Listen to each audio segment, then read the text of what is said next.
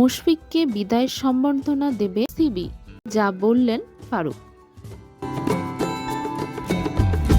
আগেই আন্তর্জাতিক টি-20 থেকে অবসর নিয়েছিলেন মুশফিকুর রহিম। ৫ মার্চ বুধবার সামাজিক যোগাযোগ মাধ্যম ফেসবুক এক পোস্টে ওয়ানডে ক্রিকেটেও বিদায় জানিয়েছেন অভিজ্ঞ এই ক্রিকেটার।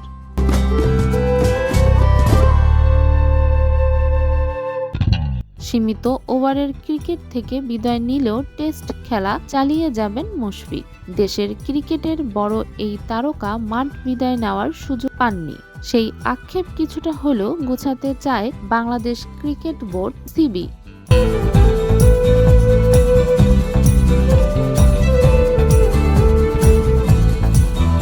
মুশফিককে আনুষ্ঠানিকভাবে বিদায় জানানোর পরিকল্পনা করছে বিসিবি।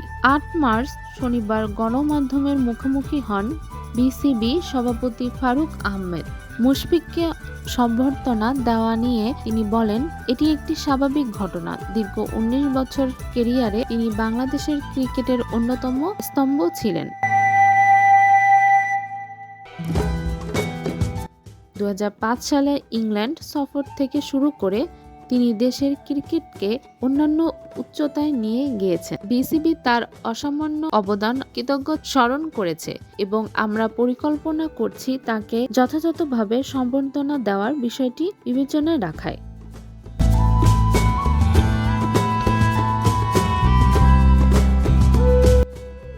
চ্যাম্পিয়ন্স ট্রফিতে খেলা দেখতে গিয়ে অন্যান্য দেশের বোর্ড কর্তাদের সঙ্গে আলোচনা হয়েছে ফারুকের। এ প্রসঙ্গে তিনি বলেন, আইসিসি ইভেন্টে সব দেশের ক্রিকেট বোর্ডের শীর্ষ কর্তারা উপস্থিত থাকেন।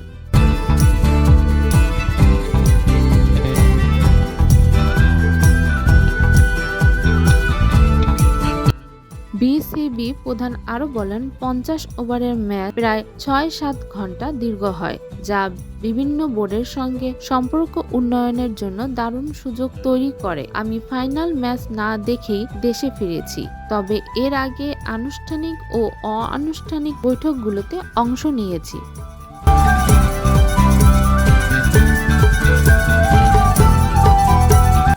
এসব আলোচনা অত্যন্ত গুরুত্বপূর্ণ। যখন আপনার সম্পর্ক ভালো থাকবে তখন যে কোনো কিছু সহজে পাওয়া যাবে। আসন্ন পাকিস্তান সিরিজ নিয়ে বিসিবি সভাপতি বলেন, পাকিস্তান এর মধ্যেই আমাদের জানিয়েছেন তারা এফটিপির বাইরে একটি সফর করবে এবং বাংলাদেশ খেলতে আসবে। এটি বেশ ব্যস্ত সূচির মধ্যেই আয়োজন করা হতে পারে, সম্ভবত জুলাই মাসে। আমরা বিষয়টি নিশ্চিত করেছি, তবে চূড়ান্ত সিদ্ধান্ত হলে সংবাদ মাধ্যমকে আনুষ্ঠানিকভাবে জানানো হবে।